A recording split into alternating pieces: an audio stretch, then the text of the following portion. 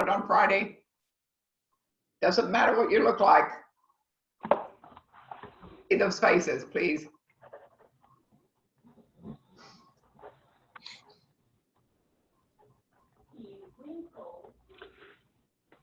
And Chef, whenever you're ready, I'm taking attendance while, so if you want to, whenever you want to start, I can put up Yeah, the. I just need to see some more faces. Good morning, Andrew.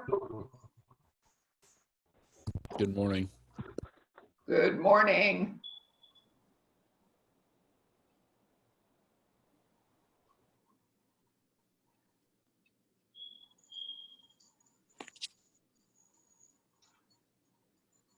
Raina, good morning. Good morning. Rough morning. Sometimes it's hard to get up in the morning, isn't it? No, not really. Marcel? Jose, good morning. Morning, How are you? Chef. Good morning. How are you? Where have you been? I'm good, Chef. How are you doing? Good. I haven't seen you all week. Where have you been?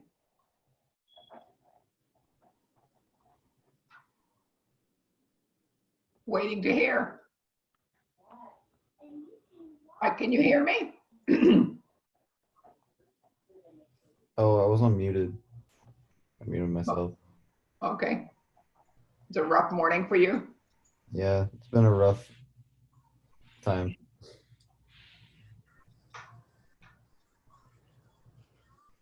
Jose, you there?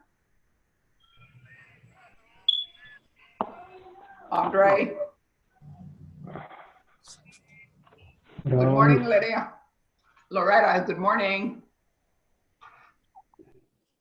Sorry, Chef, I'm here. Thank you. Good morning. Good morning, Marcus.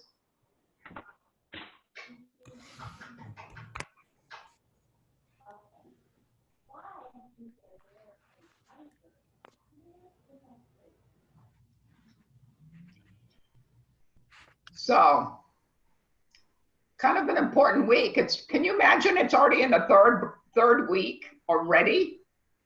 It's going that fast to kind of get it all together, to understand. Today is day 11. Labor. How important is labor, guys, when we are in a restaurant factor? Can you do without labor? Remember we talked about understanding. It's about we, not I. It's not you that has a restaurant, it is we that work it together. That's a big criteria for me to understand, to make sure that we are all getting it done. Good morning, Delilah. Good morning. Glad you're here with us. Me too. Okay, well, I am. So, managing labor, determining labor needs to understand. So, kind of really trying to get a schedule together to make the possibilities. Remember, you're going to learn how being late really sometimes disrupt your cost of labor. That's why a lot of people get upset. The bosses, the chefs, doesn't understand how it all works and makes it work for him, to his making sure that his numbers all work.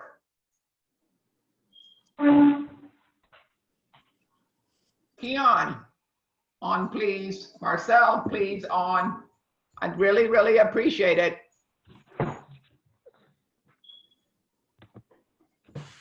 Creating the schedule in a restaurant is like fixing together a piece of a puzzle. A proper functioned schedule is vital to your business. But putting all the right people in all the right places is just a part of writing a schedule. The other part is knowing that your true needs are where they are really needed. You know, so if you come up to your chef and say, you know, chef, you're going to have to change. His track of mind that has already been mindset has to be changed a little bit more. So a little bit more pressure on the kitchen and how it's run. For labor systems, the key management or measurement in dollars per labor hours. This number will tell you certainly that you don't have enough labor or you have too much labor scheduled for a certain shift.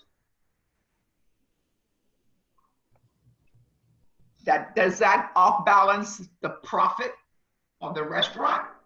Sure does. Initially, you want the right amount of people in place for the needs of the business and no more. To get there, first focus on tracking your dollars per labor hours. Dollars per labor hours in sales divided by hours. This tells you how many dollars are coming into the restaurant per hour. When you're in business and you have to track money and to see if you're successful or not, you have to be on top of the game. So when you're on top of the game to understand the coming in, the flow of the money, then you can determine how relaxed you can be in certain hours. There are some employees or some people that work on the line sometimes carry the weight of two people. That's why they get higher salaries sometimes to make things work. You have to know your staff. You have to know what you are surrounded with. The strength of the people that you have. And all of those things. Scheduling your hours in the right places you tend to see and be able to move hours from less efficient shifts to over efficient shifts. Strongness of the people that you are surrounding you.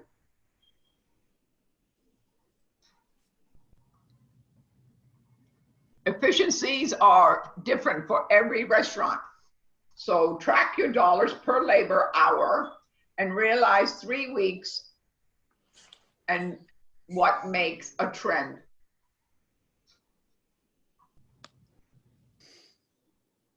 And if your gut is telling you something different, pay attention. If you've been in there long enough to smell it, touch it, feel it, you have some inkling of what's going on in a restaurant. That's why sometimes the people that are higher up on the top that do scheduling, or the executive chef that does the scheduling, been there before. He knows, he foresees an awful lot of things that could happen. But don't forego the numbers and just because it doesn't feel right. Change is hard for everybody. How many people really in this group that I have, and I'm going to tell you, I have an idea of who likes change. Who likes change in all of you? Anybody? Who likes change? Sometimes. Why do you not like change, some of you? The ones that don't like change, why don't you like it? Are you scared of failing? Are you scared of, I shouldn't say the word failing because nobody ever fails at anything, because that's what you're doing is learning, right? So you can't use the word failing. Uncomfortable, put it that way.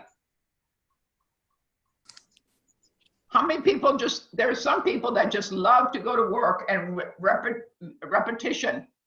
They love it. There's some people that want to grow and like change. At one point in my life, I didn't like change. But I think the more I changed, the more knowledge I received. Do you all feel that in a way?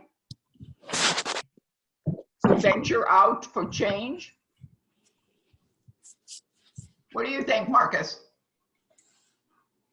I think that's about right. I mean, like Marcel said in the chat, there's a comfort in routine, and I mean, I can even see that myself, especially when a chef makes a change to your schedule and you would end up having an inconsistent schedule. Changes like that can be very sort of uprooting and discomforting just because you have your own routine. I mean, you don't just stay at work, right? So when it comes to something like that, change can be a bit rocky. But in general, I personally prefer change myself. It promotes opportunity to grow. There's a lot of room for self-improvement, and you learn more. Yeah. Kimberly, welcome. Feeling better? Good morning. You feeling better? Yes. Well, that's a good news. Do you like change? Eh.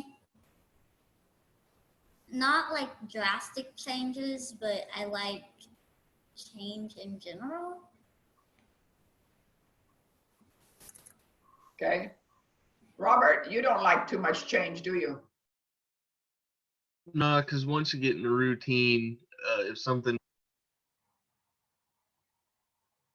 you can be so not used to it that you start messing up and causing bigger problems than you would before because you got everything switched all of a sudden.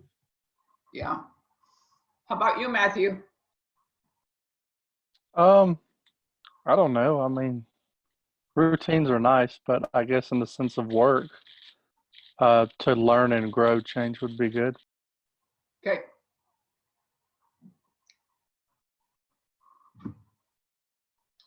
So changes is hard for everybody. Everyone on the team is used to having a dishwasher on Thursday nights, and they're not going to like it if you tell them they're not getting one anymore. Observe what Thursday night is really like and what it really needs. Then compare that to the quantity results of your dollar per labor hours, making an education decision, not a guess. The most important thing is just to get started. Yeah, you're right up there. Go back up one. Okay, Yeah. thank you. I'm was putting in the attendance and I wasn't fast enough. It's okay. Go Right back. there? Nope, one more. There. The important thing, down. Important thing is just to get started, rather the information you need to combine your gut instinct with solid numbers.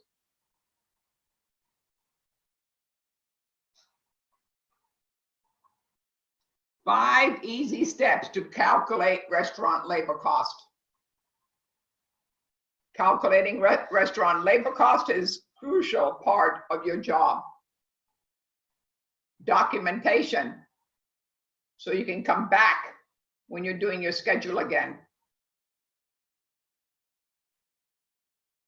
Difficult for time consuming. It is also worth the effort because when you know the cost, what costs are, you can measure them against the sales. Get a good idea on how your restaurant is faring. You know, every day, every hour. Kind of important. You can use the information to quickly pinpoint areas that need improvement in a restaurant operation. As you know, the two biggest expenses in the restaurants are prime cost, or the combined cost of food and beverage and labor. Prime cost should not equal more than 55 to 60% of your weekly sales. And your labor cost should be between 15 and 17% of total weekly sales. That's really not that much.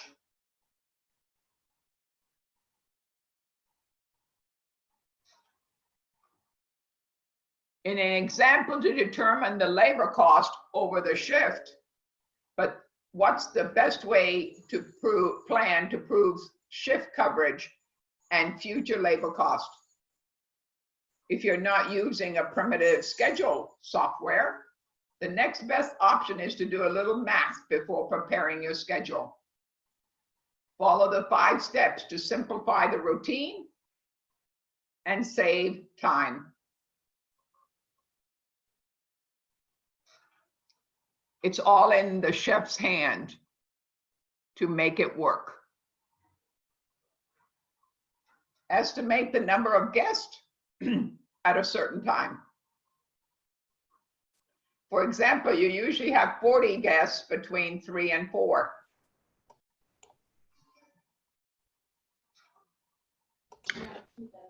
Look at the number of staff needed to serve the guest.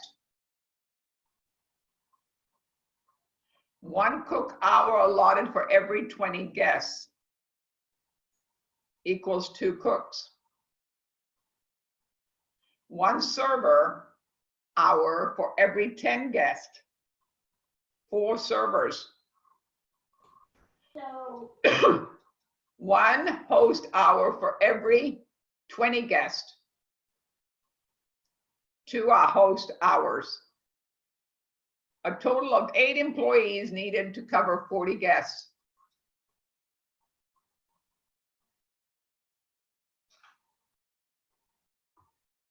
Determine what each hour equals in wages. A cook's average is between $15 an hour times 2 equals $30.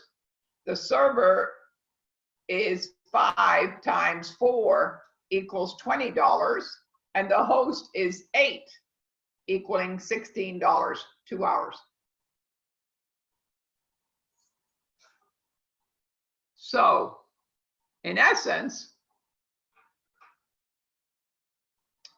find your projected labor percentage. The projected sales for 40 guests is $480.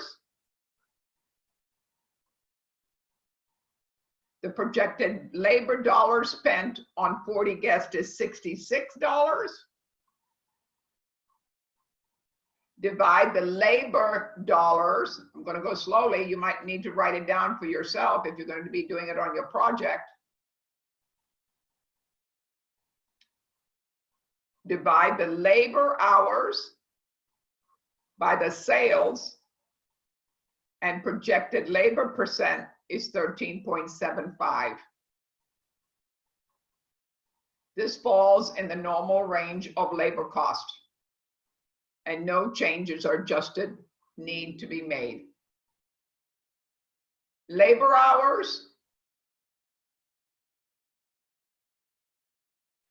divided by the sales projection equals labor percentage. To understand. Rules of etiquette for restaurant schedule. Try to post schedules 2 weeks in advance, especially during the holidays and other events which change the normal schedule. This allows your crew to have a life and make plans, which lead to a happy staff and fewer call-outs because they made plans before you posted the schedule. It's pretty hard to have a life without some form of schedule. My goodness. How many times have you worked somewhere and they've said, called you over and said, do you think you could work the schedule? And your eyes roll up automatically because you've already made some plans and you can't get there.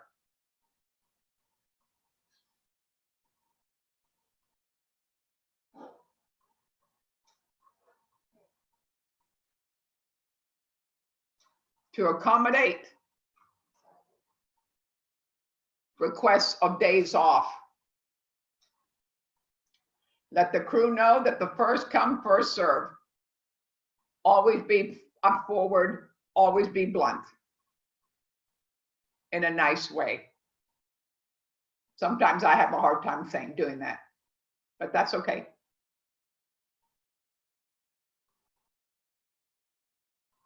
Let the crew know for the first come, first serve, if asking for a Saturday or any other busy day off.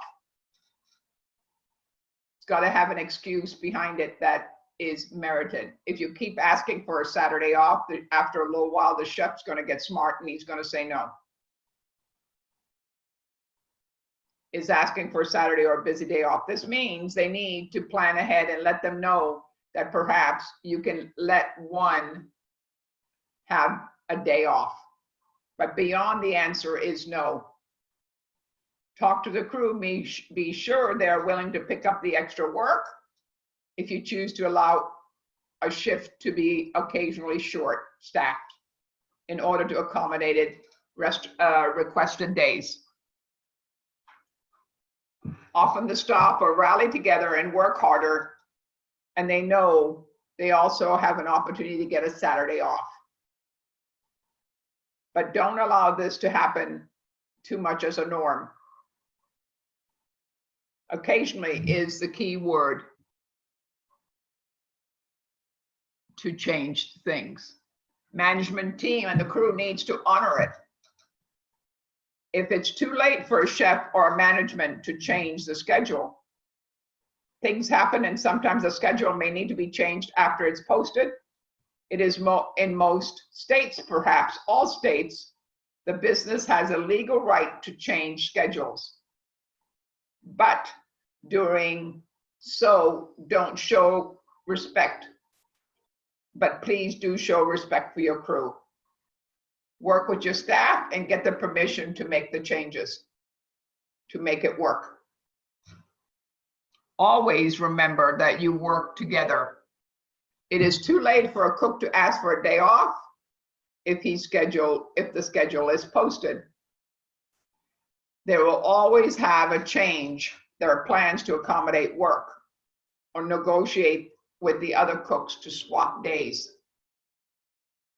When they ask you to take a shift, when you're asked to take a day off, make sure you are respectful and see what the best way of doing it is.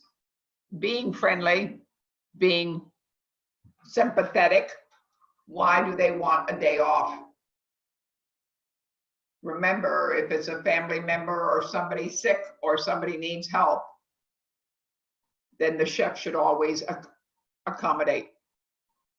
I never have a problem with people taking off when initially there is something wrong in their life that they need to be there for.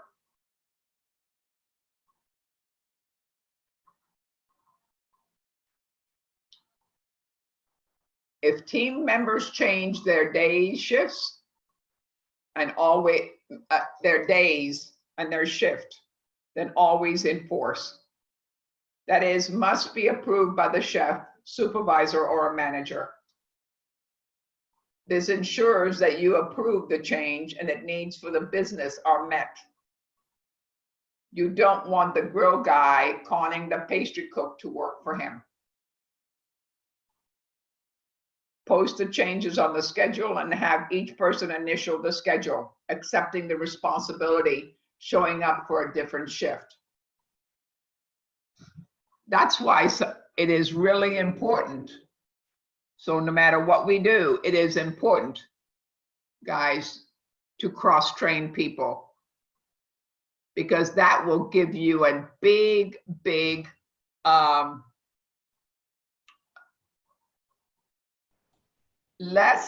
you will sleep a lot better, put it that way, as if you're a leader. Because people are cross-trained, they know basically what the initial of the job that they're going to works. And another thing about cross-training, guys, is you're learning more. You're more in the process of that restaurant. You're more apt to understand how it's run. You understand the labor cost. You understand what is made and how it's got to get done. Every day doesn't go as smooth as other people think it does to make it work.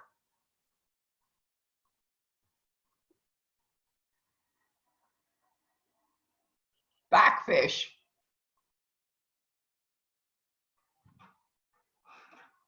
How the scheduling is done. What the hours, how long are they there? In and out. Calculates the hours for you that you worked or you're gonna work. How do you, once you see your schedule and you'll go, ah, he gave me the same shift with the same people. Remember, positive is the key word here. And then you could have a meeting with the chef one-on-one if you don't like your schedule. Or even if you like your schedule, tell them, thank you. They will try to make and accommodate you all the time. They want to keep you.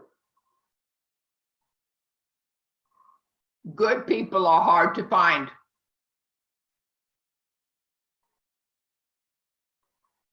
Everything works.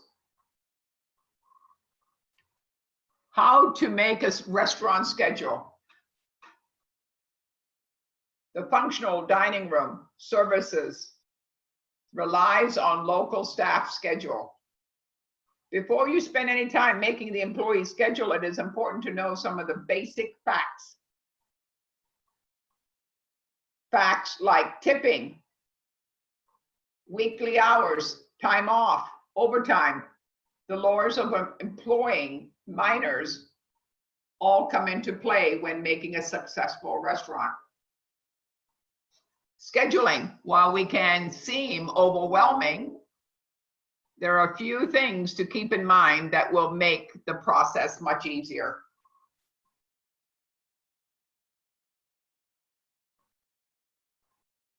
Remember, we talked about before, it wasn't favoritism. Remember when we have sometimes the same people working at the line on the busiest hours? It's not favoritism.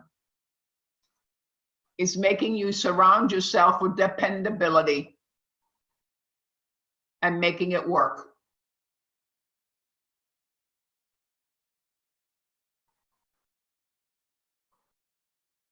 A team leader, a motivator.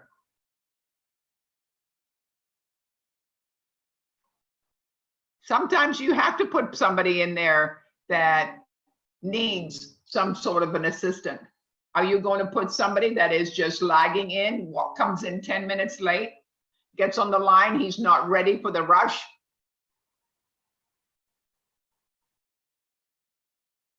And somebody keeps calling you, chef, you better come out here, you better come out here. How many times have you heard that?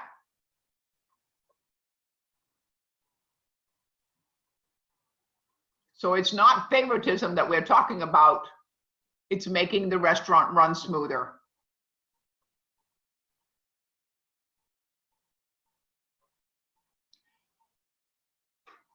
Before you spend making time for your employees' schedule, it is important to know some of the basic facts, like we talked about the tipping,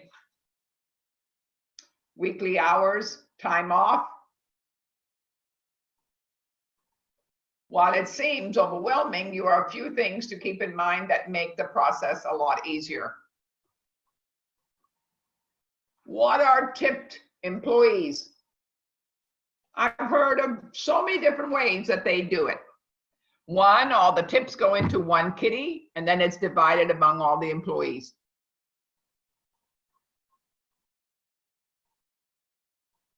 Another one is the tips, the people that wait on the tables, they keep the tips.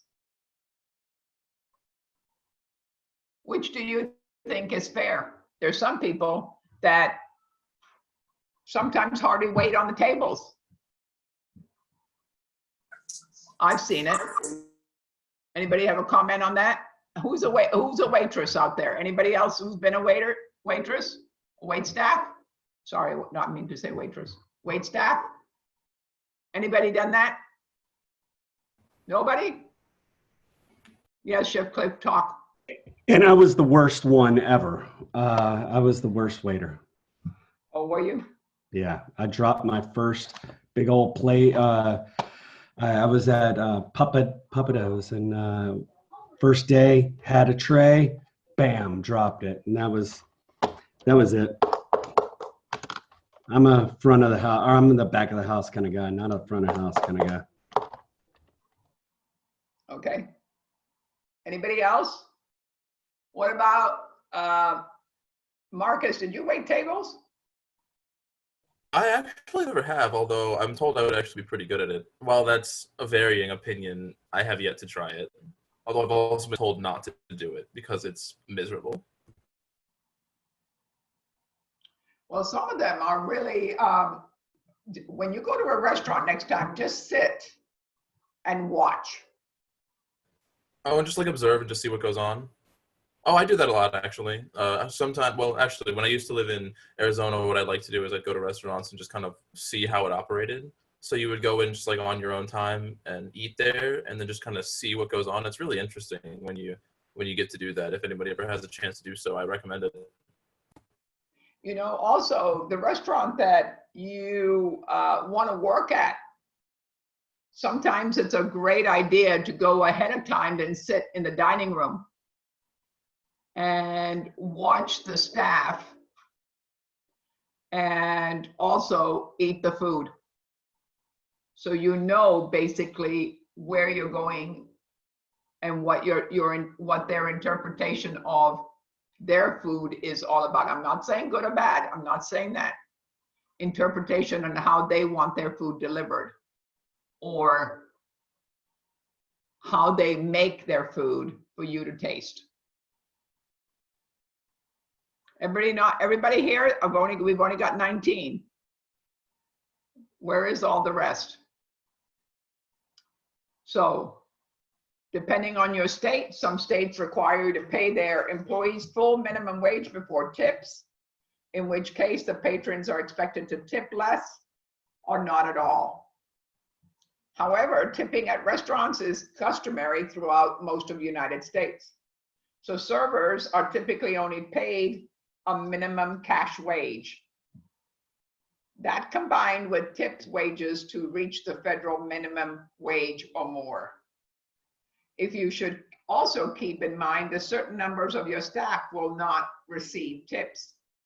Typically, the front of the house will split the tips with the shift, and the back of house do not receive tips.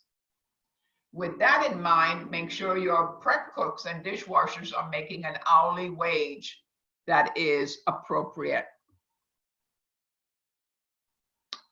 Like I said, how much do you think on the average the wait staff make an hour? Does anybody have an idea? Randall? $3, $2.50. Well, that's but with their tips, how much do you think that the average pay for a waitress working in a busy restaurant? How much? With tips included, I don't know, maybe like 15, depending on, it depends on where they're working, depends on, the time of the year. Do you think that it's between $15 and $20 an hour on the average? Maybe. So hopefully some of the people in the back of the house don't make as much, do they? That's why you see an awful lot of wait staff at some of the high-end restaurants, because hopefully they get tipped 10, 15, and 20%, depending. And now when you get your check at a restaurant, it tells you 10, 15, and 20%. So it kind of gives you an idea of what you need to pay, not $1 or $2. Besides, from compensation for some employees receiving tips, others don't. It is also important to note that such shifts are more lucrative than others. So if you work in the morning shift, you're not going to get as so much tips as if you work at night. No matter what kind of food service establishment you have, this is just a fact of life, the reality of life, I should say. There are a few ways you can ensure every person to receive an appropriate amount of tips throughout the week. Each person vary in shift time. In most cases, your business will be busy time and slow times of the day. If you own a coffee shop, early mornings will likely be the most popular. How many people love breakfast or get up and eat? How many people don't? Really don't eat till lunch. Us women are the type though, we don't eat till lunch. So where are you going? IHOP. I'm just using these, I'm not saying it. Did you hear about our famous restaurant that is going to close in Austin? One of them. Really sad. Magnolia's Cafe. Loved them for breakfast. Absolutely down to earth Austin. Magnolia's Really a shame. Say it again. Is Magnolia like closing down for good? They're closing for good, one of them. Oh my God. Yeah, you didn't hear it? I didn't know they were closing it for good. They're closing it for good. The one on Congress is the one that they're closing, not the one that is off of Mopac. Mm. I like the Mopac one better though, always. Which one did you all go to? Anybody go to Magnolia's for breakfast? Raise your hands. Not many hands up. It's a wonderful place to go and eat. Really supporting Austin. I just can't believe that they're closing the one on Congress, from what I understand. In most cases, your business will have the business schedule. If you own a coffee shop, early morning hours will likely be the most popular patron. Swing by to pick up a cup of coffee or breakfast on the way to work. If you're the owner of the bar, evenings will be the most busiest time as people wind down and a beer after a long day. So keep an open dialogue with your staff about the patterns and make sure that everyone gets an opportunity to earn fair tips by switching up their schedule. Once the best way to approach this difference between a shift is to spread your staff out evenly, allowing each opportunity for your senior staff and new hires to experience a mix of different times of the day. This will ensure that everyone gets an ample experience and is properly trained on different responsibilities. That comes with each shift will ultimately leave them more room for flexible when it comes to employee filling it in for each other. Cross-training, guys, again. Feeling, do you want to work, if you want more money, you're gonna have to work a little bit harder in some shifts, but that's okay. Remember, you don't get anything without working. You don't get the prize. If you want to step it up, you'll get the prize. Schedule an approximate amount of people. Remember what we talked about before, how many people, how many hours, how many wait staff, how many cooks, how many dishwashers? How many people love dishwashers? They work awful, awful hard. Promise you. It's not easy to be a dishwasher. The executive chef knows that.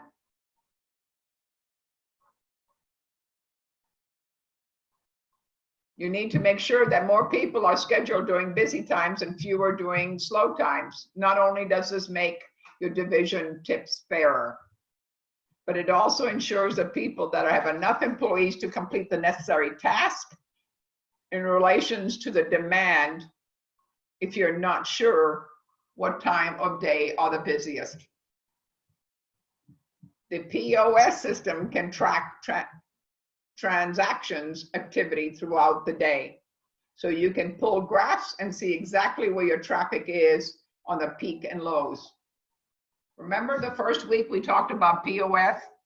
Now you're finding out that the POS system works together to make it work.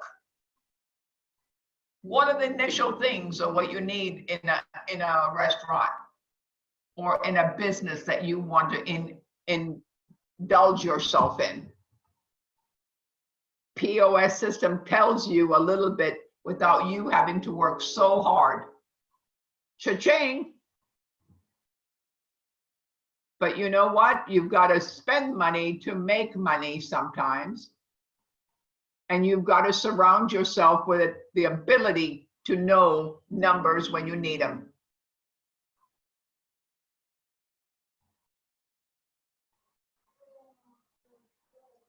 While it may seem like a good idea to compensate for slower times by offering a higher hourly rate during that time, where the tips are sparse and changes are your best, slower shift are less strenuous for your staff. So it makes sense that they should make more money for serving more customers.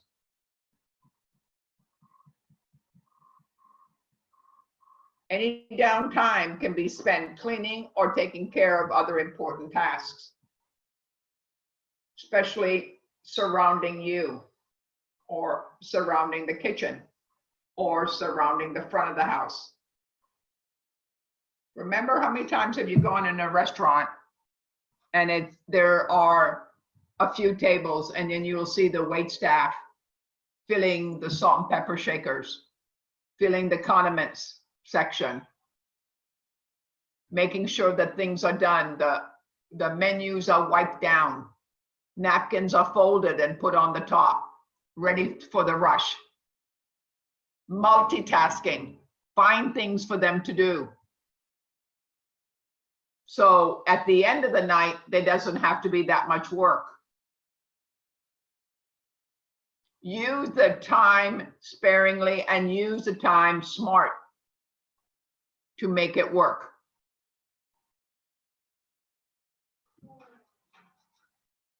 But you probably don't need 3 people to mop the floor. And if you had too many employees sitting around, they need to split the small amount of tips that they make. So each of them go home with some money.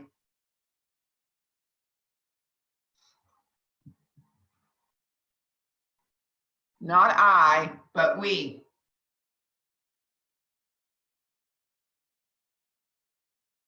Keep some people on call. While keeping some staff on call is no ideal. This approach can ensure you that you may have help you needed if anything gets unexpectedly busy.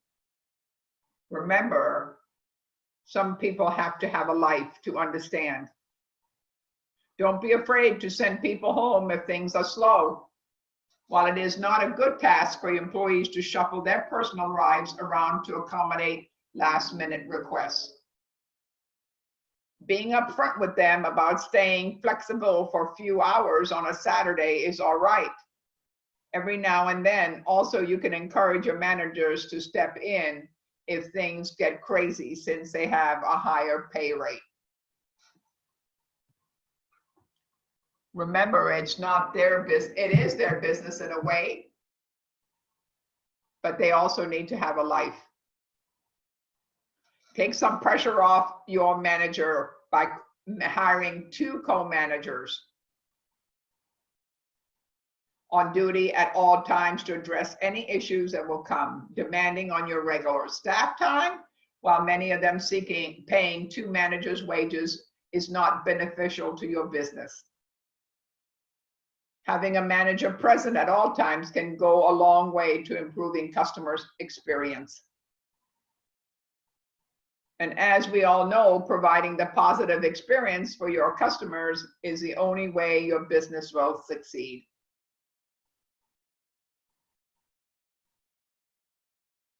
How many people have worked, any of you have worked in a restaurant, guys, that has one manager, if you could find him? How many of you? Joe, where was that, Jose? It was at Denny's. That's where I used to work at. Where? At Denny's. Denny's? Yes. They disappear, don't they? Yeah, they do. Sometimes they will leave early, and I had to wait for another manager to show up, and that will be like 3 to 5 hours later. Wow. So it will be just me and the cook. That's pretty much it. Were they busy? Oh yeah, we get busy a lot. Did you work mornings or mid or what? I worked in the afternoon from 2 to 10, but I don't really leave till like midnight or even 1 in the morning. Why?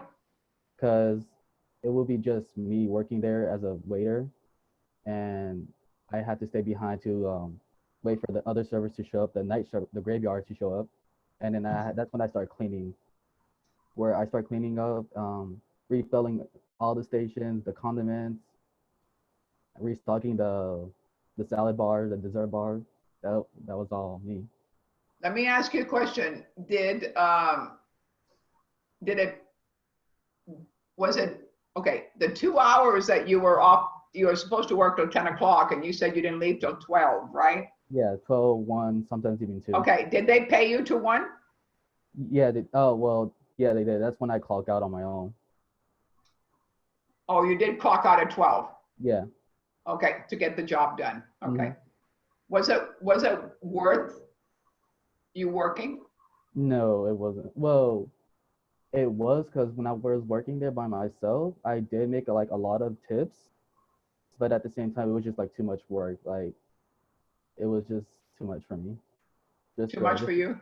Yes, because I was the only server. Just being the host, serving, running the food, cleaning. So you did multitasking? Yes, I did. Wow. And how much did they pay you an hour? I mean to ask. It was $2.13 an hour. Plus your tips? Yes. So on the average per day, what did you take home? So I usually make around $100 by the end of the day, 100 to 125. You didn't have to share it with anybody? No, I didn't. Okay. But yes, yeah, no. So that's not too bad. Yeah, no, it wasn't, but I just didn't like really working by myself. By yourself. You needed Yeah. somebody to help with you. Yes. Okay. But 120 or $100 a day, mark my words, guys, I know it's not a lot of money, but in that aspect, that was not too shabby. Yeah, no. Okay. Anybody else? How many times have you worked someplace and gone home with $30? I've heard that for the day. Pretty sad. Whether you're working or, who was that? Sound like slavery to me. Say that again? Sound like slavery. Yeah, it is. It's not fair. That's why I never understood why the wait staff didn't get paid more in a lot of sense, because they're the ones that really carry a lot of the kitchen or the restaurant. Do you know? Because if their personality is off, it makes it very difficult for some people to come back, because some wait staff are really rude, and you've seen it. You've gone into a restaurant and you say, I'm not coming back. Whether you're cooking around school, family, or second job, chances of your employees all have different scheduling needs.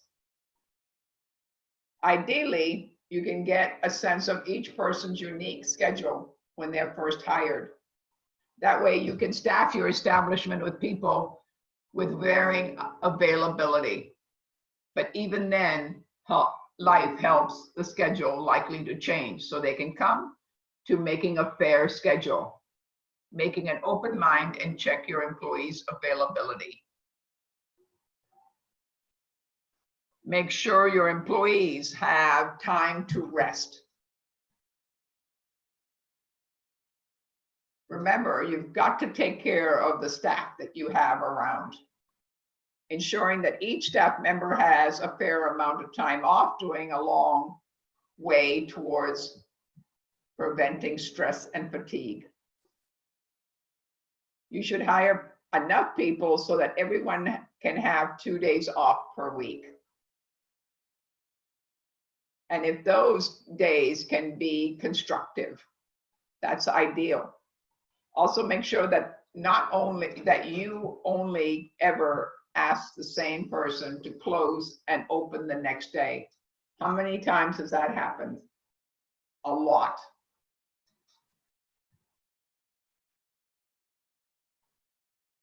You want your staff to have enough time to feel well rested before returning to work. You should also come up with a clear system your staff can use to request time off for family events and vacation.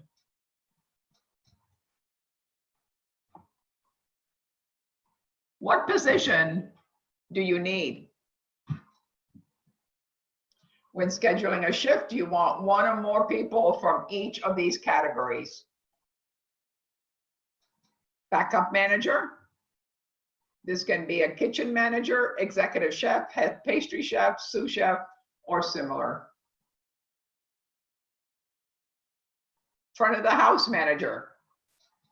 Can be a general manager, floor manager, bar manager, lead server. Kitchen staff. These are the prep cooks, line cooks, and dishwasher. Front staff. There are counter staff, servers, bartenders, and bussers.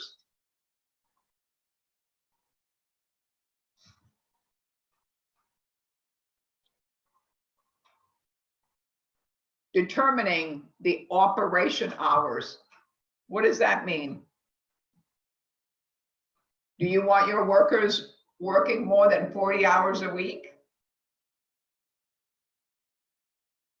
Remember, if you work more than 40 hours, you have to give them time and a half after 40.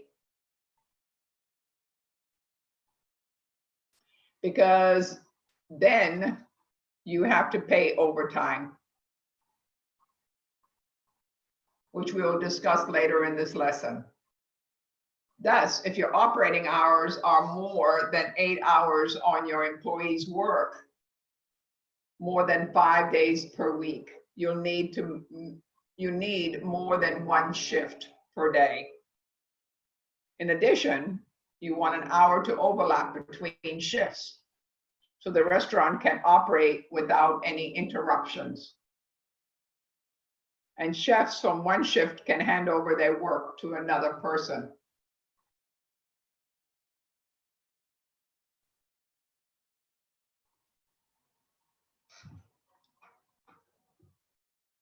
Note that the operating hours are about 2 hours longer than you think they are.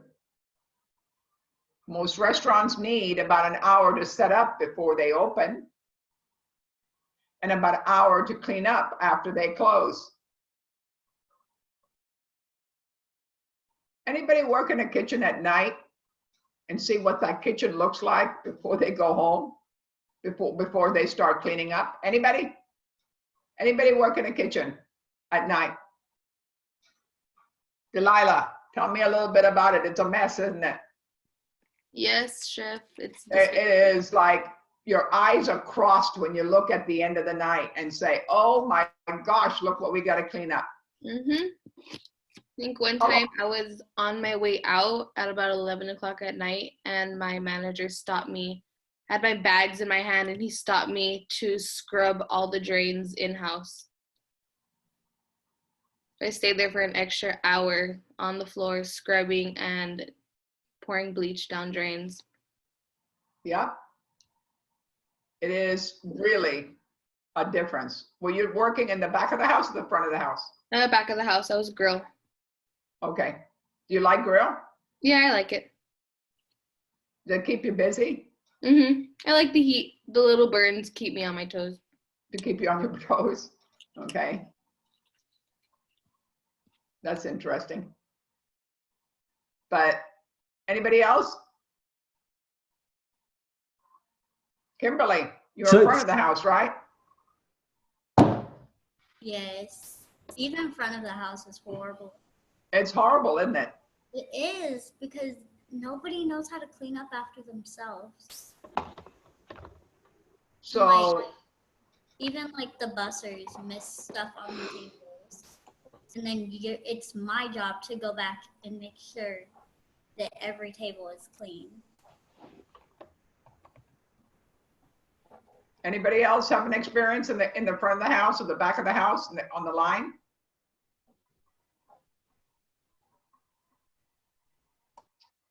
Nobody else? I used to work at this place called the Reserve, and the way that the line was, it was like it was built as like a trough almost. It was really weird the way they described it to me, but they came in and like filled everything in, and there's a little gap between where they filled it in and where the original stuff was, and there was just so much like gunk built up inside that gap, like every night. It was nasty, pretty bad. Mhm. Note that the operating hours are about 2 hours longer. Remember what we said? An hour before the shift in the morning to make sure it gets ready. An hour at night. For example, your restaurant is open from 7 a.m. to 6 p.m. It means that you need a shift on hand from 6 a.m. to 7 p.m. You could schedule 2 shifts, one from 6 a.m. to 1 and one from 12 to 7. Alternately, you should schedule more staff on a swing shift that bridges to other shifts. You have one shift from 6 to 12:30 and another shift from 12:30 to 7. And the swing shift from 11 to 2. Somebody that doesn't want to work as many hours. There's somebody always having a second job to make it work.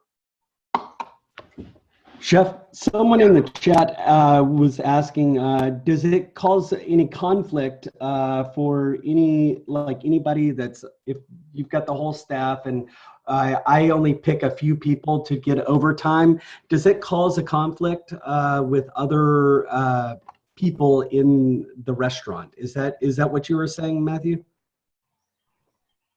No, like if, say in the kitchen, back of the house, if you have some people that are making overtime, and then some people aren't even getting, like all of their right. Does that cause? Because you're paying somebody time and a half, but yet the other person's not even getting. But that really depends on a lot of different things, Matthew. First of all, the line cooks are really, and I'm not going to discriminate, right? But they're the breadwinners of the restaurant. Do you all get what I'm saying? Not to say that the front of the house is not a breadwinner either, but they're the ones that supply the food, and the other ones are the stable surrounding them to support them too. So I don't like, I'm going to tell you right off the bat, I don't like people making overtime for the sake of the position that they're in. Do you get what I'm saying, Matthew? So it's got to be pretty fair. Sometimes it does bring up, but the people that work and don't make the overtime sometimes are the people that just come in to do their shift and go home and not give that extra that sometimes a restaurant is looking for.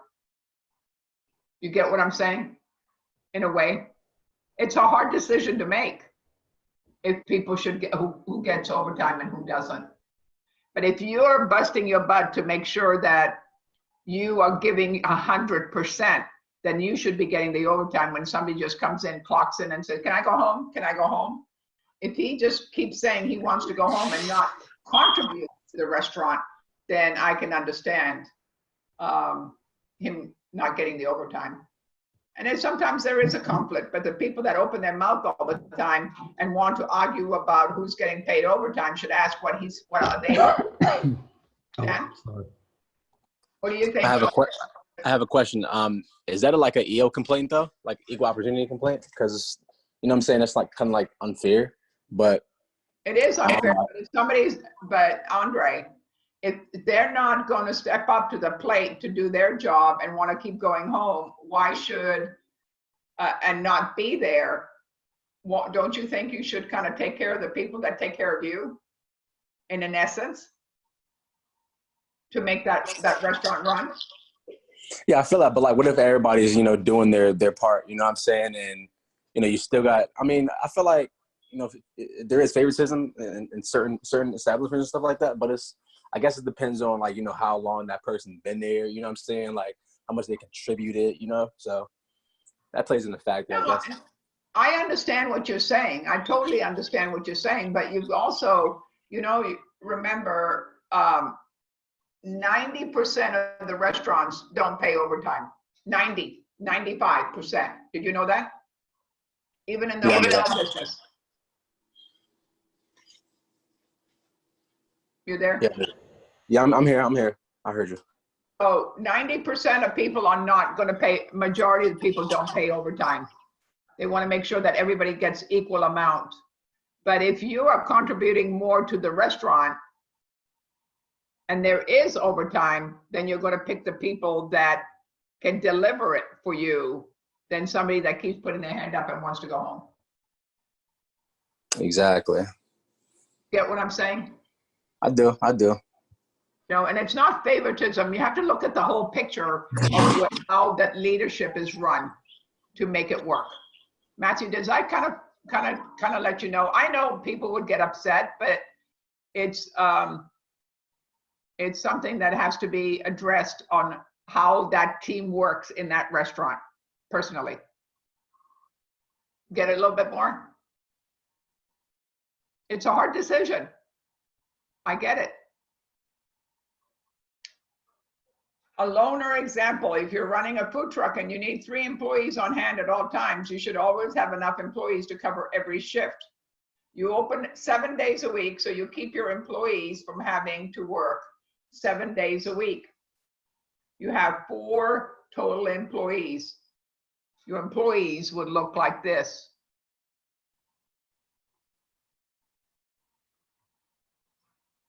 Four to 10, 4 to 10, 4 to 10. That's the first person. Emo and Erin works 5 days a week, while Bert and Oscar work 6 days a week. If you wanted to keep work to 5 days a week, you will hire the 5th employee and reduce everybody else's hours. You may need some employees to work extra shifts if others call in sick. How many people, I'm really interested in this. When you worked, how many people called in sick? A lot of you. Anybody call in sick? Really impressive. Really. No, I really mean that. That's a compliment to you all. Really a compliment. Andre, did you ever call in sick? Of course. Huh? Of course I did. You did? Yeah, but it was like, I had to be like really, really sick. Like, you know what I'm saying? If I knew I couldn't contribute to, production or whatever, then, why be there? Why put a heavier burden on them? I mean, but, calling in sick, people got to pick up the slack or whatever. But, hey, I'm sick. Okay. Keon, did you call? How are you? I need to see your face.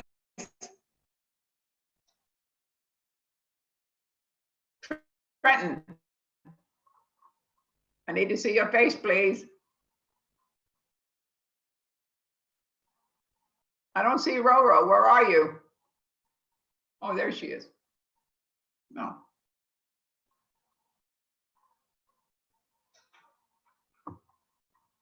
Overtime.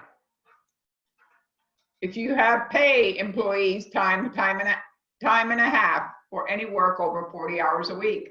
For instance, if you're paying a line cook $10 an hour and his wages will be $10 an hour for the first 40 hours and $15 for the next hour afterwards. The cost adds up.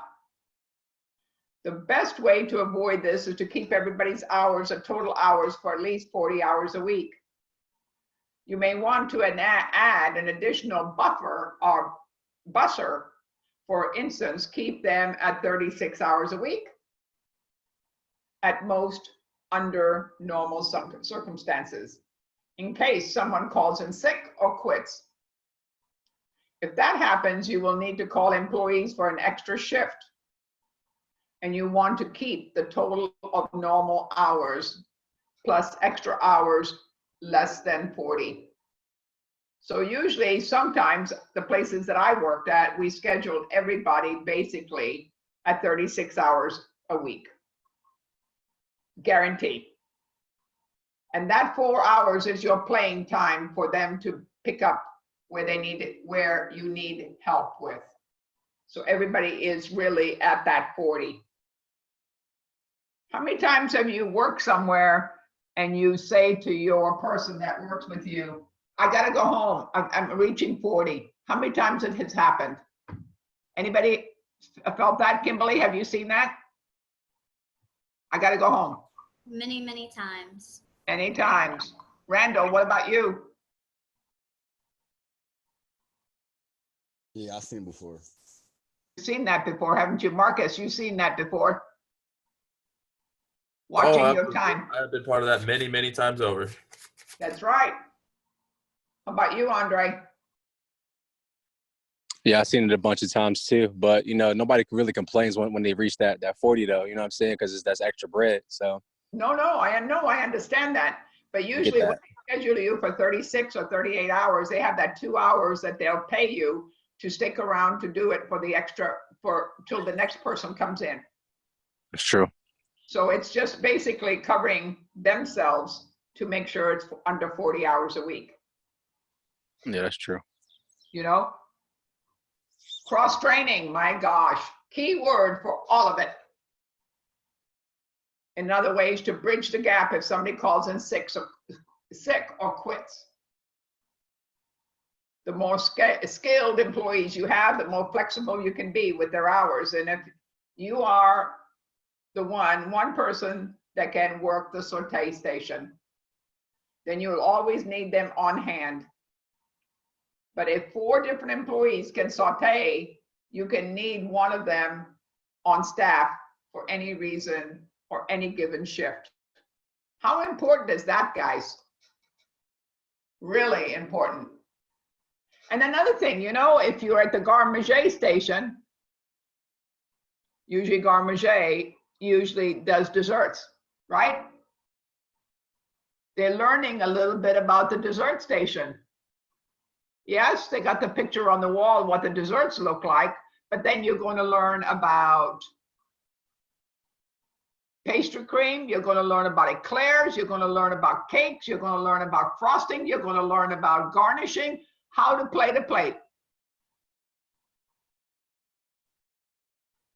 Another thing you learn. So majority of times when you say you're at the Gare Manger or you're at the Gare Manger section, they already know you have some experience on desserts and salads. When do you put the molten lava cake in the oven? When do you put the souffle in the oven? Tracking desserts for their desserts. Really, really important. Here's a list of things to keep in mind while you're making your schedule. Determine how many of your employees fall into restrictions due to labor regulations, such as hours, allotted time for minors. You're going to find out there's a lot more younger people than 16 years old wanting to work. What about 18-year-old in some of the bars? Can they carry a drink? Those are restrictions that you have to take into account. Figure out what rules need to be fulfilled in different points during the day. What time should the prep cook be there versus that you need the second bartender arriving to help cover the rush? Make sure you staggers or your manager's schedule and anyone else schedules for that matter. Fill out each shift so they are ample coverage every day. Cover your back to make sure that it's run smoothly. fill out each shift so they have ample coverage all day. Calculate your FTE, full-time equivalent, for accounting purposes.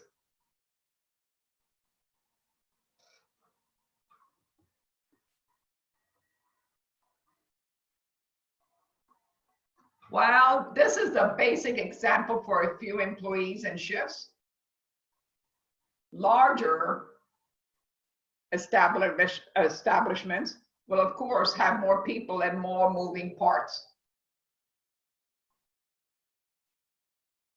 Having a larger staff can certainly complicate things, but it also gives you more flexibility to shuffle things around the way that will work best for everybody. So, understanding a kitchen. Where should people be? What should people do?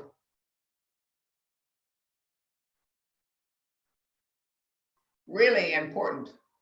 So we're going to take a 15-minute break, restaurant scheduling and software. When we come back, anybody have any questions? All of you, anybody? You're all going off already. Tell me if you all, what questions? Yes. Anybody else? Questions? Come on board. Talk. We love seeing you this morning. I want to see more faces when I come back, please, so we can keep it together.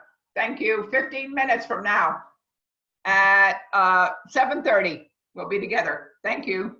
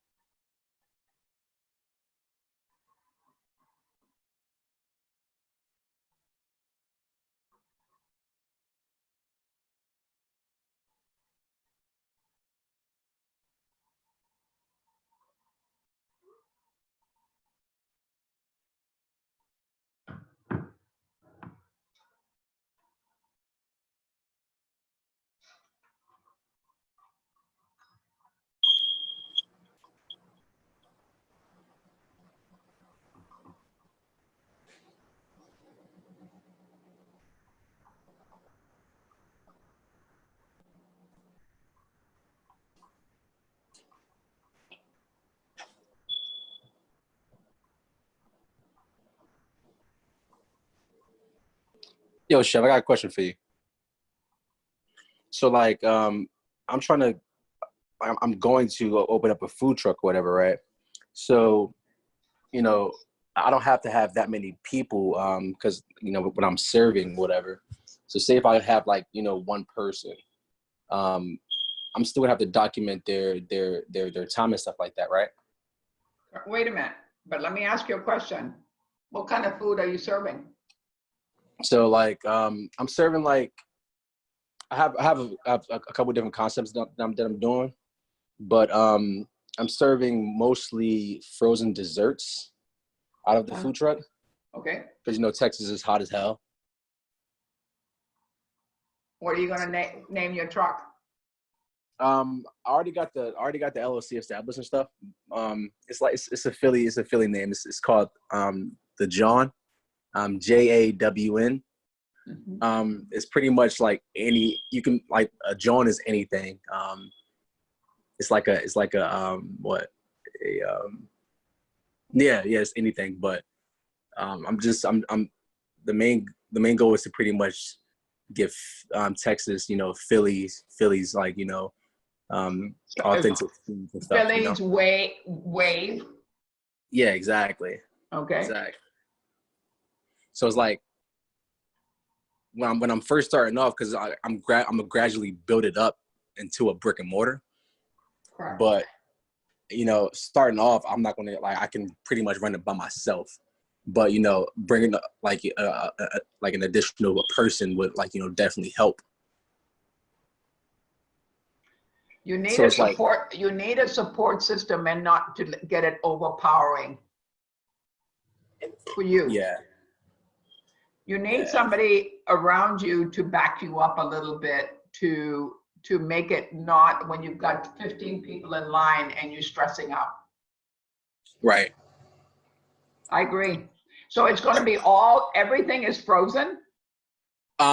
Starting off, and then you know, gradually, I'm a like once I build my brand up and stuff like that, and then I'm a, you know, start introducing, you know, like cheesesteaks, you know, just a bunch of different types of stuff. And that's just the concept that I want to do in Texas or whatever. But you know, I also want to cook with man, it's a bunch of ideas. I really want to get into the you know, like healthy treats, like you know, CBD, THC community of chefs. I really think it's really interesting. I think the world, and especially Austin, I would say right now, healthy food is going to be the first criteria that people are joining to, because we're a very healthy city. Yeah. And our people, and which is good in a way, because our people, or the people that live in Austin, are very health conscious and very they want to treat sometimes, but they also want a healthy treat to eat to make it work. Right. And so do you exercise a lot? I do. You know, I got 6-pack going on, you know. Well, that's okay. That's okay. So you're really into the healthy wave of desserts. I am.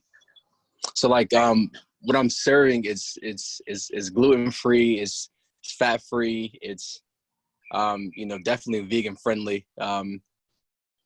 It's gonna be pretty dope. Can I, in order to succeed though on your truck, Andre, yeah, you do need to have really so people that come to your truck, they might be a person that wants an unhealthy thing. So for me, I would definitely put in like frozen chocolate cake, maybe on a stick. Maybe you could do some measuring. Are you going to be making all these items yourself and freezing them, or are you going to? Yeah. buy So it's pretty much this machine that I'm buying or whatever, and everything's gonna be like in-house, you know, authentic. So you're going to be working out of one kitchen, loading up your truck. No, so like I'm gonna be making a product, like the product I'm gonna be making it like, you know, in my garage at first, you know what I'm saying? No, I understand. What I'm saying is in a kitchen, correct? You got to be a certified kitchen to do that. You know that. Definitely. Okay. But I don't mean to burst bubbles, but yeah. That's cool. So like I'm working on that right now. Can you see my screen? For 1 second.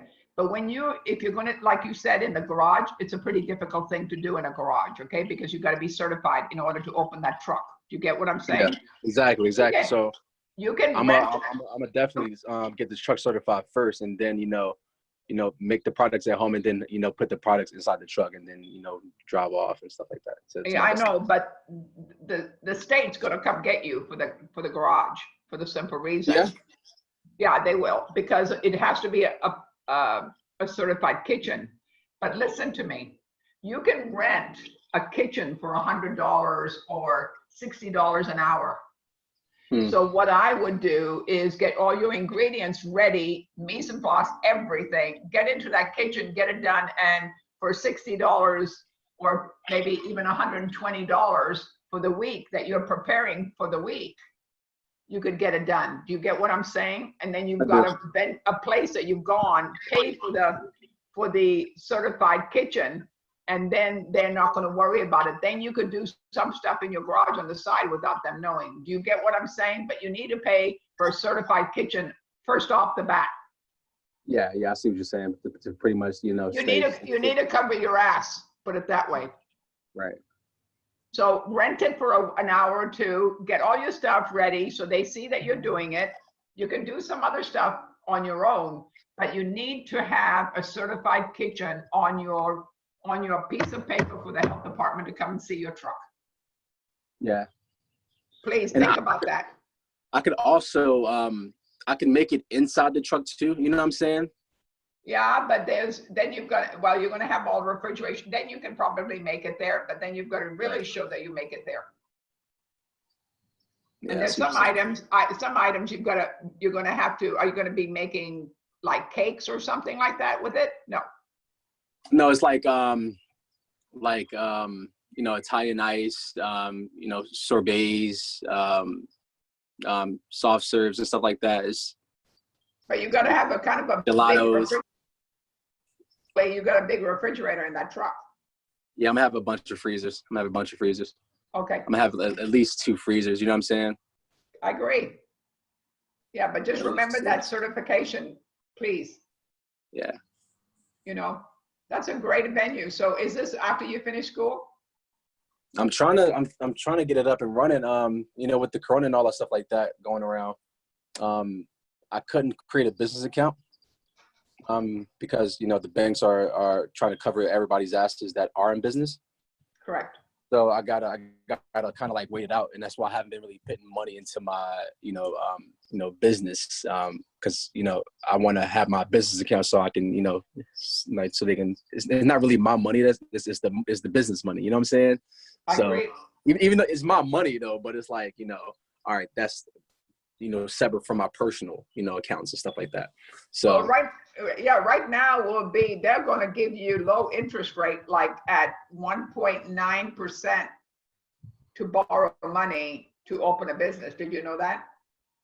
No, so I tried to go through Navy Federal, and they were just pretty much saying like they're not doing anything right now. So I'm gonna try USAA. I'm gonna try Bank of America, because it's kind of slowing me up because, I have to do a lot of work. I'm not sure if you can see it, but, I have a lot of work to do to that truck right there. I got to put a new engine in it and all that stuff. So did you buy a food truck? No, it was a blessing. Somebody gave it to me for free. Wow. So you are blessed. Amen. And I am so grateful that you didn't forget that. Because a lot of people, when they get something from somebody, don't appreciate it as much as we understand when people give stuff, it's a blessing to make it work. So are you going to be taking that van and making it into a food truck, or are you going to buy a food truck? No, I'm building on a miracle. You know what I'm saying? Because it's not likely, nobody's going to give you anything for free. You know what I'm saying? Like, the food trucks now are going to be a lot cheaper because a lot of people want to unload their stuff because they don't want the stress on it. But then again, you can rent I'm just voicing some stuff. You can rent a food truck for the week or by the month to see if that's what you really want to do. No, it's definitely what I really want to do. I don't want to work for nobody else. I feel like, the concepts that I'm Andre, look at me. I got it. I can I can see it and feel it. You get what I'm saying? Yep. To understand. Yeah. Another idea, Dre? Who that? That's Matt? That's Matt, yeah. Is take your first truck and get it up and running, and then when you get enough money to listen, like you got to listen to everything she's saying in a different aspect too. Not only do what you want to do with your business, but once your business gets up and running, take that truck that you just made a truck, and when you want to buy another truck, like listen to what she's saying, rent a food truck. Okay, well then take your first food truck and then rent it out and get an income off of that, and you still have food trucks. You're renting one, and then the new one that you replace that one with can still be your business. Or if your business profitable enough to have two food trucks going, you see what I'm saying? There's multiple I do. go owning, so it's really not bad to own one. I agree with what you're saying. Yeah, that's pretty dope. Yeah, I see what you guys are saying. It's like just getting more money for your, streams of income, not being limited to just one. So I get that. And Matthew and Andre, what is the thing that you need to do is have a plan. And Matthew, what is a word that I keep saying? Think. Think it out. If you feel it, touch it, smell it, it will come to you. Do you get what I'm saying? You've got to love it in order to make it work. It's not easy. It's hard work. And sometimes you can go to bed at night and you say, what the? I'm not going to finish it. Am I trying to prove? Or what am I trying to do? Yeah, but if you've got it, it'll pay off in the long run. I promise you. Got it? Definitely can't quit. I got too many people depending on me. You know what I'm saying? So. Yeah. Well, I commend you for that. Yeah. Hey, Chef, is that your smoke detector going off? You need to fix that. Not mine. Probably mine. Not mine. It's probably mine. Okay. Do you need batteries? I do. Okay. All right. Did you all have a great weekend, really? Rested? What Yeah, did it's you do? 420. It's 420 Huh? today, so, I know.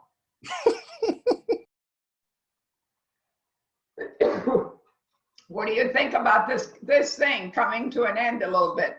You think it's a good thing or not? Or do you think, oh, come on. With us all staying at home, you think it's going to be opening up a little bit more? Maybe to the middle of May? I think it'll open it up, but I think we're going to get a lot more people, and then it'll close down again. You think it'll close down again? Well, I think we're going to have a lot. I think we're going to have a lot of people sick again. It happened in China. It's happening in Europe now. There was a second wave, so just look what's going around. Yeah. Well, I hope not.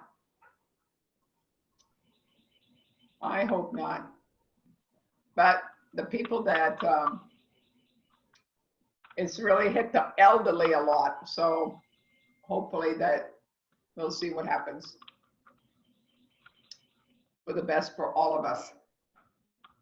We're finding out what our priorities are, though, aren't we?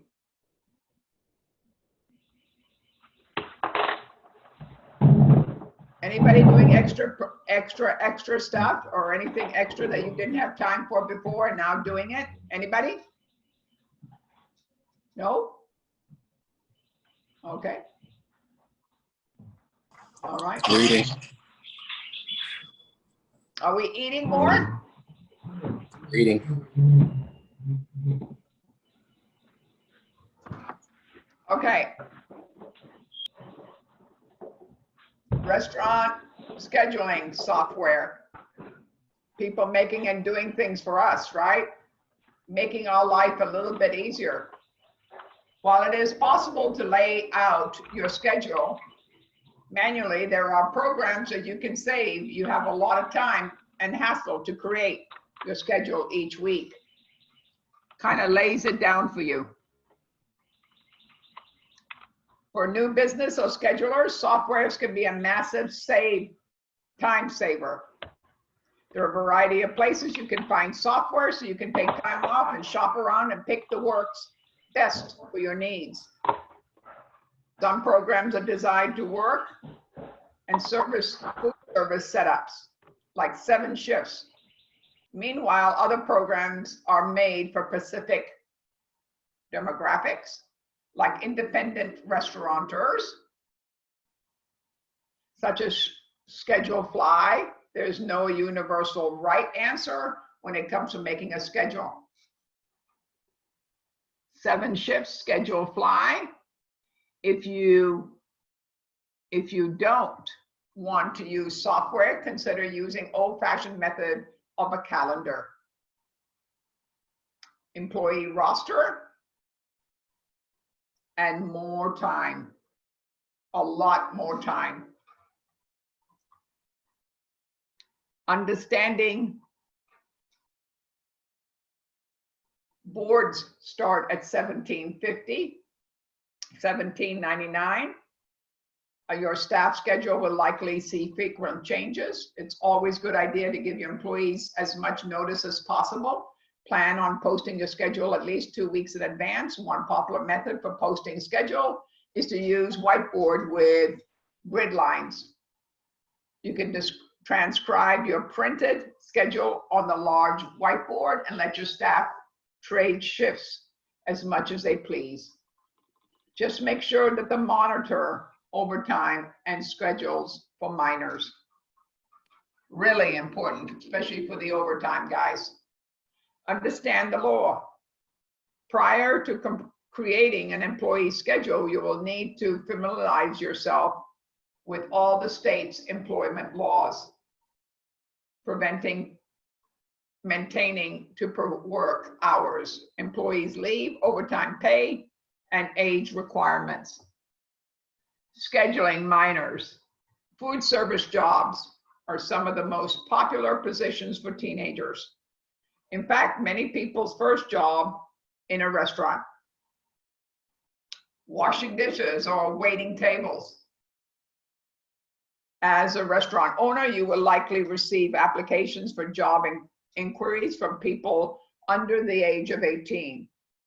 So it is important to know the legal guidelines for employing minors. Full-time equivalent, FTE, measuring your work hours in the context of full-time equivalent is beneficial for accounting purposes. What is a full-time person? 40 hours a week. Without employing too many people, you want to make sure that you provide each person with enough hours to make the job worthwhile, without overworking them and need them to go on overtime. By calculating a full-time equivalent, you can easily predict what kind of hours each person will work at the end of the week. Example, you have employees that work 50 hours, 3 employees that work 50 hours a week, 40 hours, and 10 hours per week, totaling 100 hours. Assuming a full-time employee works 40 hours a week, your full-time equivalent calculation is 100 hours divided by 40 hours by 2.5 FTE. So, if all the information is making your head spin, just remember the restaurant schedule does not always have to be overly complicated. The best way to avoid headaches around your staff schedule is to create an accountability in your restaurant. By earning the trust and the respect of your employees, you can create a motivated work environment where your staff will want to show up on time, build and trust them for the liability, the staff, the employees of being is the best thing you can do to eliminate stress with schedule. The schedule comes out around combine your staff accountability and scheduling software and other systems to keep them organized, and you will expect scheduling an expert scheduler in no time. Overview. Set your hours. Keep the products you sell as well as the comforted landscape will determine the hours of operation. You will be closed 1 day a week, or is it 2 days a week, or on certain holidays. Remember, I will tell you one thing, when you open a restaurant, a food truck, or a venue, wherever you are, whatever hours you decide you want to be open, you're going to do it. You do not you do not decide after you're open, you're going to change that schedule. Because when the people come to your restaurant and they see the hours you're open, and the next time they come, you've decided to take another day off, is not a good thing. Keep in mind, the first time they see your schedule, it is mindset that they loved your food and they want to come back. And they need to know that you're going to be open. Really important. A lot of people, when they open a restaurant, they say, oh, I'm going to be open 7 days a week. And they find out that on Monday, nobody showed up for the whole day. You need downtime. You need time to recoup. You need time to do whatever it is. If you want to take a day off in the restaurant world, Monday is a great day. You'd make more money on Sunday and Saturday than you will on Monday. Some of the people the country club that I worked at, we always had Mondays off. So think about the priority of the days that you want to work. Set a schedule. You could say on the board on front of your bakery or your restaurant, days off, put it there. And then you could put in a caption at the bottom, in 6 weeks, we might reschedule. In 6 weeks from the time that we open, put that date down. So people might know that you might change your schedule in 6 weeks, but don't do it before then. People are, how can I say this? People are in a rut. They see a schedule and they look at that schedule and they know that you're going to be on. They don't have to experience that job because it's your restaurant. It's their convenience that they're coming to you. So you want to make sure that you open. Everybody understand what I'm trying to say? Don't try to push days off that you don't need to. More retail locations do a sufficient amount of business on weekends, and depends on the type of product you're selling or the location. You may elect to stay open late on weeknights, but you also want to determine ahead of time of which holidays you want to be open. And you will return holiday sales and when you will close early.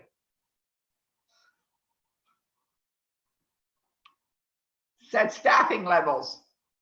Next, determine how many employees you needed. Given time, whether it can get by part-timers or you need a full-time staffer.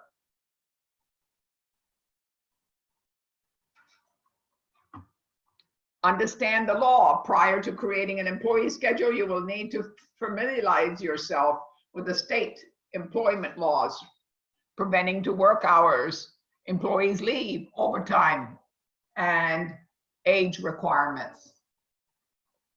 Once you have opened your own schedule in place and have scheduled ground rules for your employees, you can create an employee schedule. Have enough personnel to cover busier times of the day. Have enough personnel for sales, personal promotions, and business times for times of the year, such as holiday season. Consider who is on sick time, medical leave, disability, family leave, military leave, adoption leave, school leave, my gosh, an emergency or disaster leave. You must also consider vacations and religious holidays that employees may need to take off. A lot to consider, a lot of rules.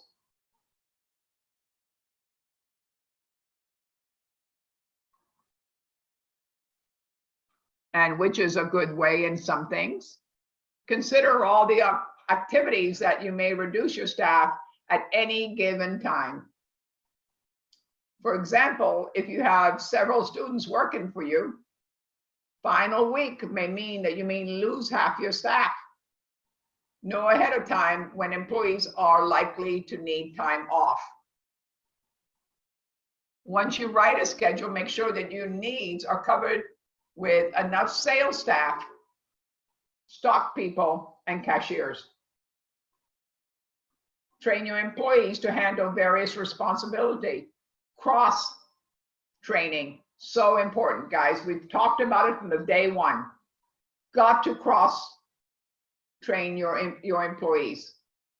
If you train your employees to handle various responsibilities, you'll be in a better position to make anything happen. Provide incentives.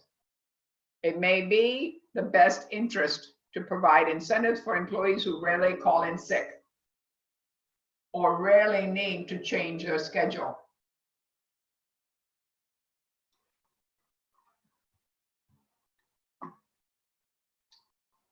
Have a backup for your schedules available. These may be part-timers that are flexible to come in as you need them.